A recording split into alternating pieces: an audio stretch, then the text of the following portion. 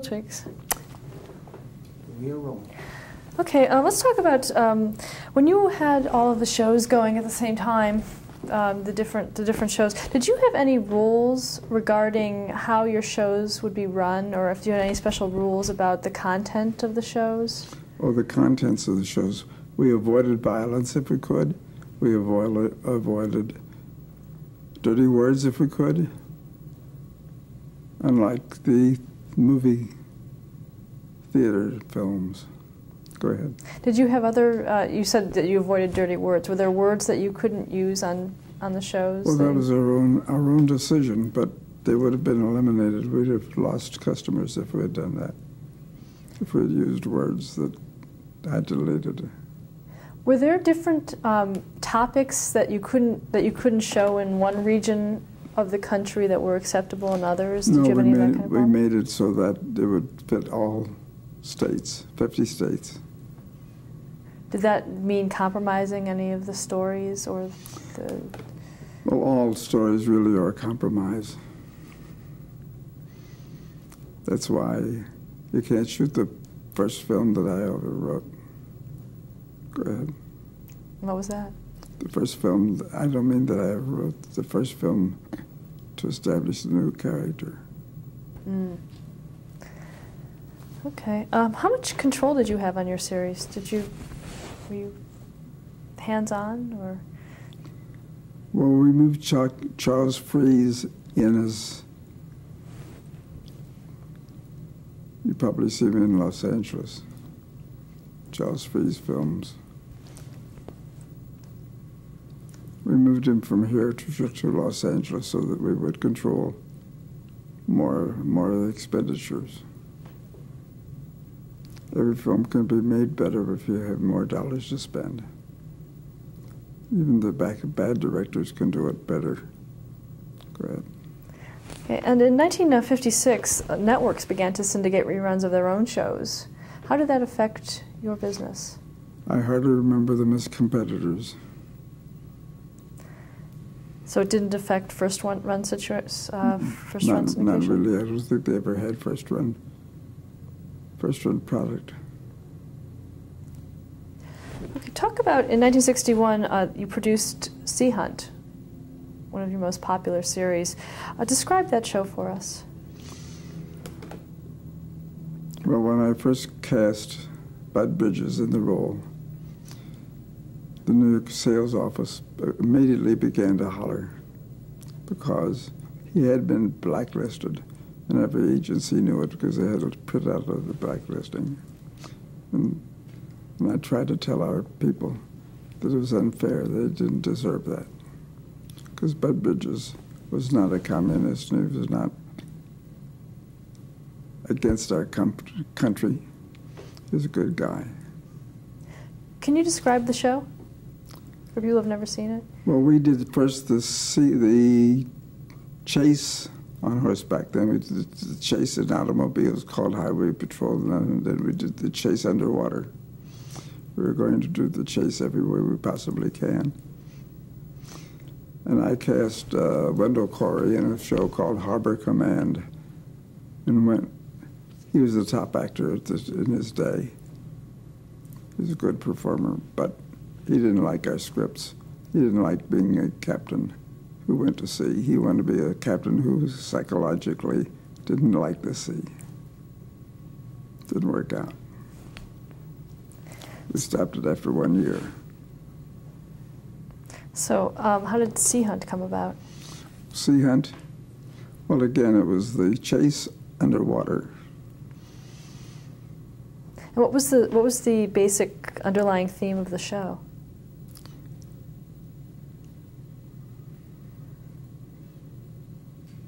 Well, there was a case where Lloyd Bridges did not wear a badge. He had no official standing, but he had a marina. And as the head of the marina, anything that happened, he was out in his boat ready to help, chasing bad guys or chasing guys who are in trouble for one reason or another.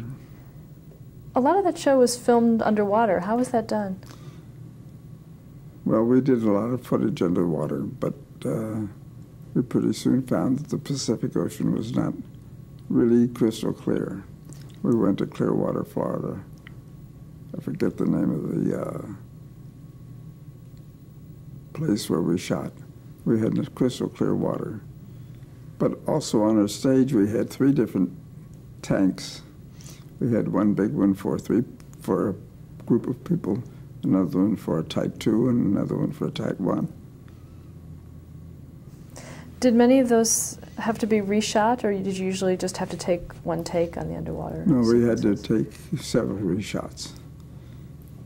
You know, while you have it, just as you have it here, you might as well set it up for more shots. Did you often shoot more than one episode at a time? No, we had to shoot one at a time. We had to pay actors according to. We couldn't pay them for 2 actors. For one performance, you get 2 different tapes out of it. Okay, and who were some of the other people that worked on that show with you? Well, the Sea Hunt was originally brought to us under a different name. Underwater Explorer was the name of it. It was brought to us by Ivan Tors, who had performed for us before as director and producer of the show. Then later on, we got sued because it turned out that one of the guys told Ivan Tors about it before it was ever offered to us. Ivan offered us as though he had written the show, but it turned out that this other fellow had something to do with it. I forget at the moment how it turned out. Now, the show also was known for its large budget at the time. Oh, a lot of publicity. Can't believe all the publicity, but we held a tight rein on the show. I don't think any show cost us more than $50,000. That you ever produced? I think they were all produced at $50,000 or less. What would be, if you took an episode of Sea Hunt and let's say it cost you $50,000 to produce, how much money could you make from that episode? I don't know that. We never kept books that way. Run, no. Okay, and talk about Ivan Tors himself. What kind of producer was he? Well, Ivan was a wonderful guy. He was remarkable because he went behind the Iron Curtain at the time, something that very few Americans would attempt, to get his mother out. And he got her to the border and through the border, but somehow they stopped him. She was a Hungarian, I think. Was this while he was producing your shows, or? Well, he was on top of it. Then we put Johnny Epstein because Ivan was the type that didn't understand stories. He really had a Hungarian background. I'm going to say Hungarian, but that might be changed. I don't know his originality. He talked with a slight accent. You said that Ivan didn't understand stories. How important were stories to your? Very important. Unless you had a good hero and a good heroine, or a good heroine, and you had a good story to tell, there's no use filming it. What to you is a good story? Well, the ABCs are guy loves guy, guy loves doll, guy hates doll, doll hates guy, finally they get together. In 1958, you produced Bat Masterson. Talk a little bit about that. Describe that show. Well, there are a lot of Westerns, but Bat Masterson was a real guy. He lived. He went to New York as a writer, as a journalist. In my attempt to get out of the Western idiom, first I had to describe how he'd be wardrobed. Secondly, I had to describe how he performed. And third, I had to sell Gene Barry to the rest of the organization. which I hope I did. Why was that a hard sell to sell Gene Barry? Well, he was unknown. People were hearing his name for the first time. But Gene had that twinkle that made him not your typical gunslinger. What was that show about? Well, the answer to that is always about 30 minutes.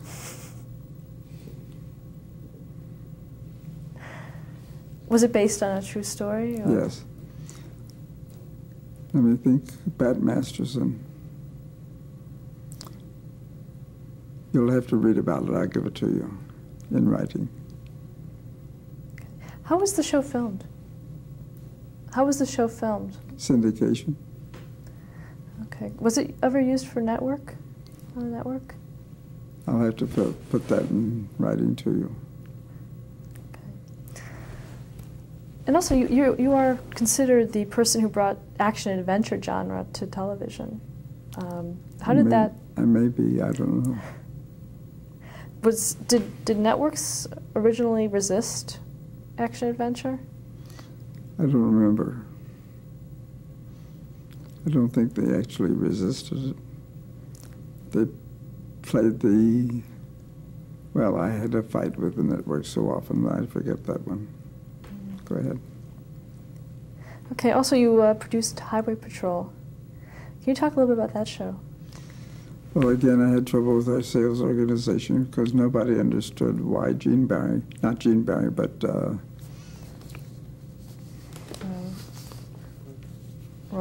Brad Crawford. I told you I had trouble with remembering names and particularly remembering their names because I always call him Dan Matthews.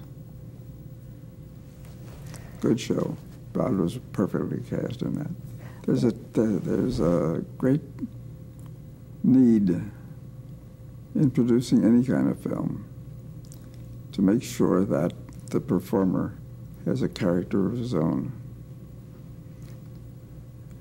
Here at lunch, I understand we talked a little bit about Spielberg's picture.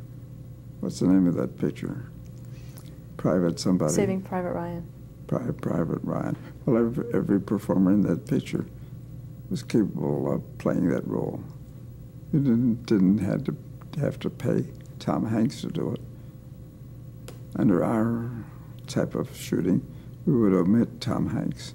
We'd put in somebody less known and somebody capable of performing it. What was your reasoning behind that? Well, actually, we tried to get the best known actor we could get and the best performer. For example, I personally cast Brad Crawford in Highway Patrol.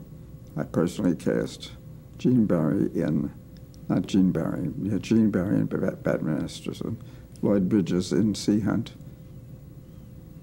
I forget, the Cisco Kid and Pancho, I cast them. I have a flair for casting, I think. And then you have to sell it to your sales organization. What was the, for Highway Patrol, what was the resistance to Broderick Crawford? Well, Brad had a drinking problem. He used to hit the vodka. It was the days when vodka leaves you breathless. Well, it wasn't so. Brad would be falling off of a tailgate of a truck or a car. And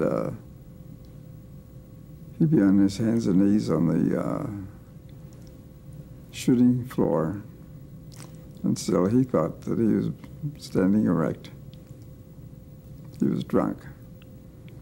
He was a heavy drinker. I hate to say that, but everybody knows it's so. We had a problem with Brad. He was a great performer. But I think the more half days we shot the stand-in rather than Brad.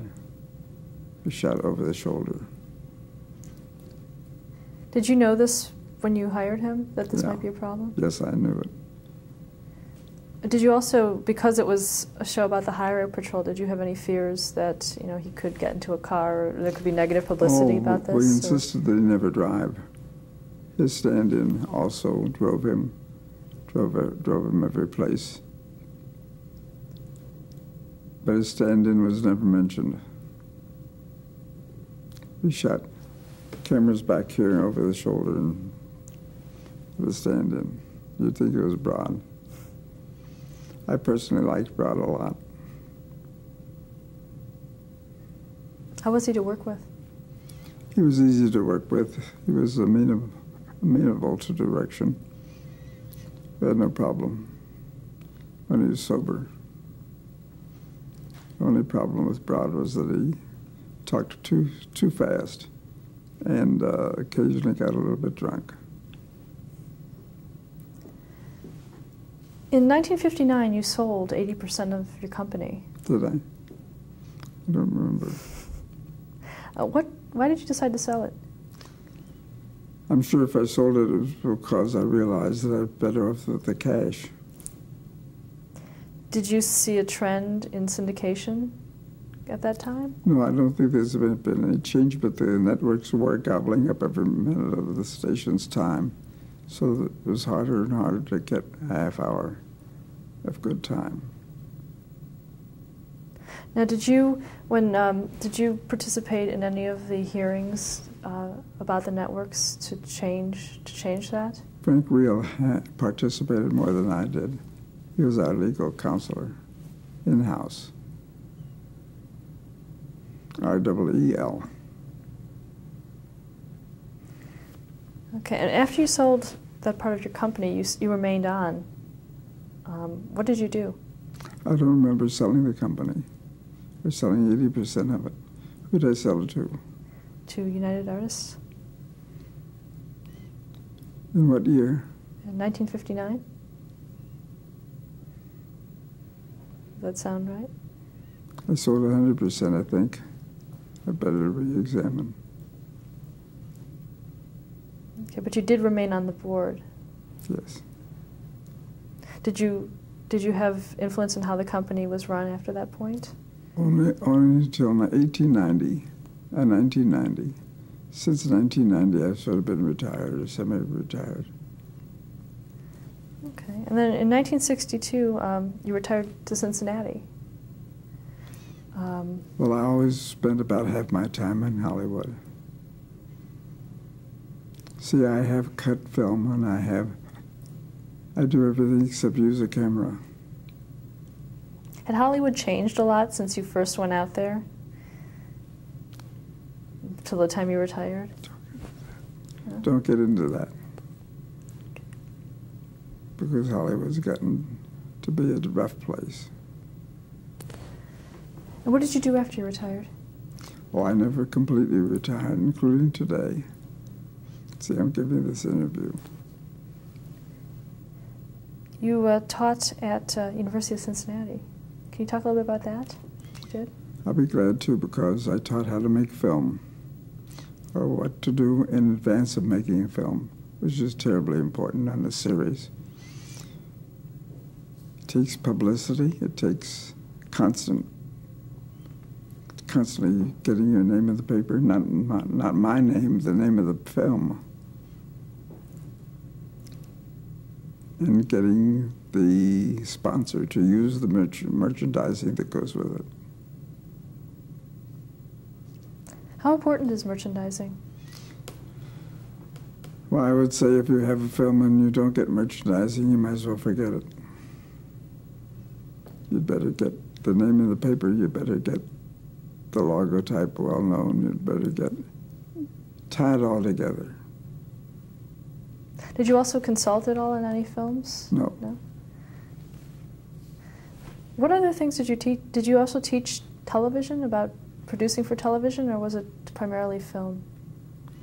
Well, producing for television, as far as I'm concerned, is all film. The live television, that may be the final low-price budget of TV. It's getting there.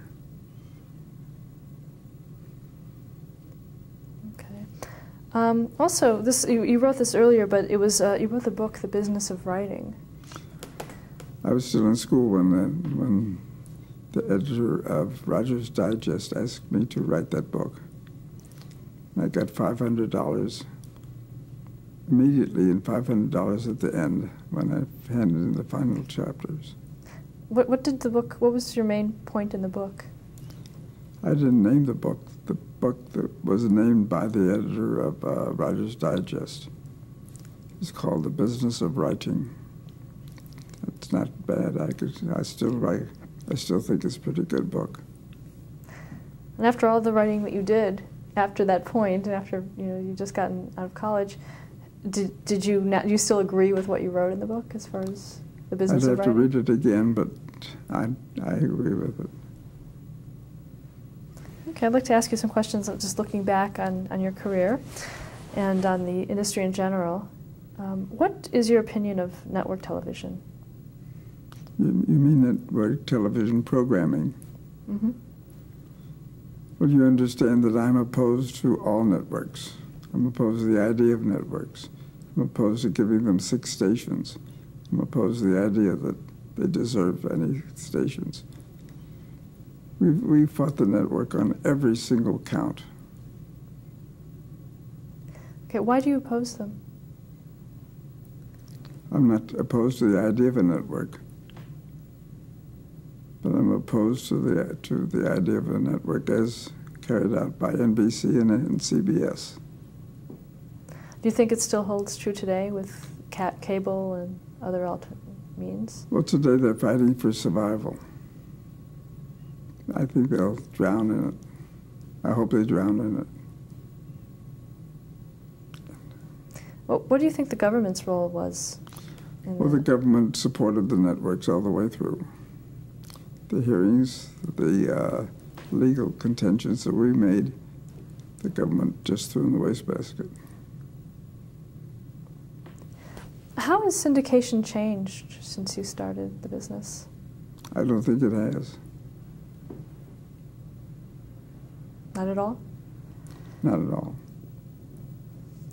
Have you ever consulted on other syndication projects? No. What do you think is the main contribution to your success in the industry? Well, first, how do you measure success? The networks did everything to reduce our so-called success, but financially it was very successful.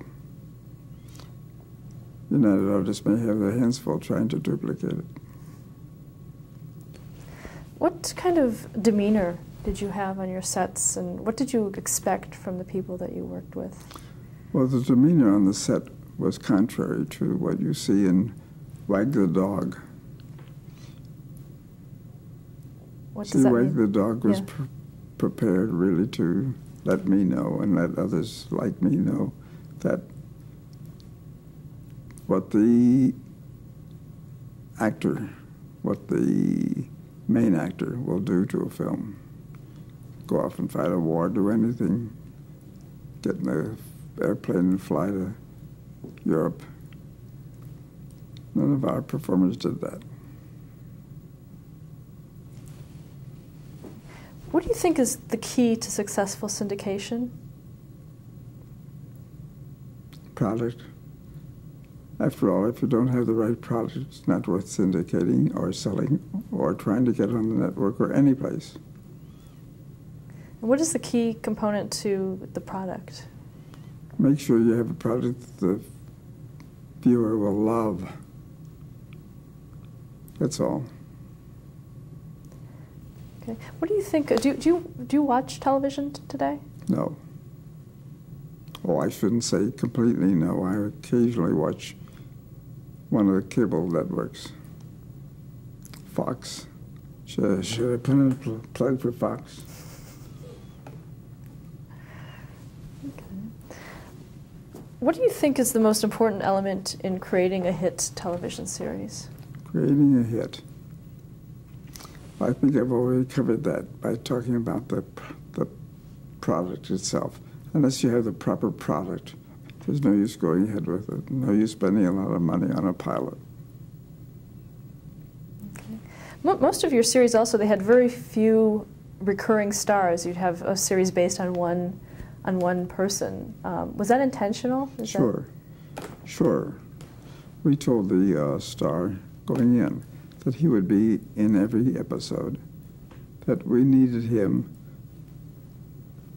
And that was one of the products I have to sell. First, I had to sell to our own organization. Okay. What is your favorite series that you've created? Well, I would say Cisco, Highway Patrol, or Sea Hunt. I don't know which one. Do you have favorite episodes? Or stories that really stick out in your mind? Yeah, the first one, because I wrote it. Of Cisco? Of Highway Patrol and Sea Hunt, all three of them. Those who work closely with you often remained with you throughout their careers and yours. How do you explain that longevity in your staff? Well, they must have had some confidence in me, otherwise they wouldn't have stayed. If I had somebody to answer to that I didn't think was capable, I'd walk. So now, unfortunately, since selling the company to United Artists, Johnny Sin, who remained with me all those years and who I established as my successor, died. Bud Rifkin, who was sales manager of our company, now has a tumor on his brain, he tells me. That's enough. Okay. What do you think represents the best of television?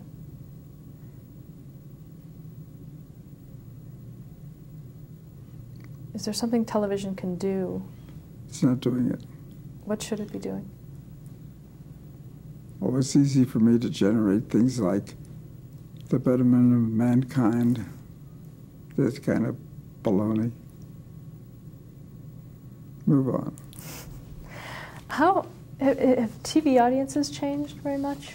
Do they change? TV artists, well, I don't know who the artists are. Or the audiences? Oh, audiences. No, I don't think they've changed, but don't forget that we originally started with no audience. TV had no audience because there was no TV. And people didn't know what to expect. They didn't realize that they'd be hooked. It's addictive. How do you envision television in the next century? I've given no thought to it because I'm out of it. I've retired from it. If television and radio were never invented, how would you have made your living? Well, I've come up with a lot of good lines.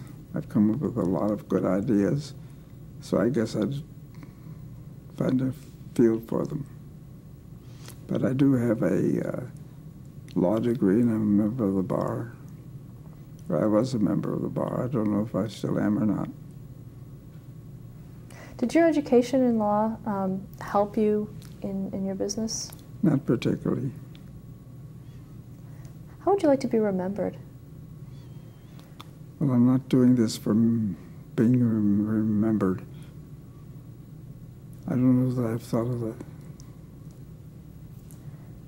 Is that your last question? I'd like to give you some names of people that you've worked with, and I just would like to get some your quick impressions, but we're going to have to do that onto the next tape, so we'll need to stop.